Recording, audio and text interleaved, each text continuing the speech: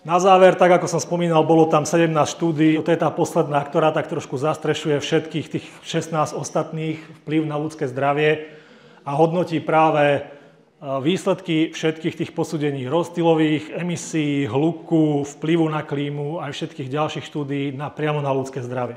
Opäť sú na to nejaké normy, predpisy, viac menej jednotné na úrovni Európskej únie. Toto musí robiť doktor medicíny. Pripomienkujú nám to opäť doktori medicíny na ARVZ aj v Čechách, aj na Slovensku. Vypracované údaje, veľmi skrátke, tie čísla. Tu na ľavej strane máte ten kvocient toho hazardu alebo nebezpečenstva.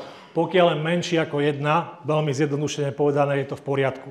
Hodnoty toho vypočítaného kvocientu pre konkrétne, tu v tomto prípade sme vybrali ten prípad tých látok vo vzduší, sú v tom poslednom stĺpci, sú 3-4 rády menšie ako 1.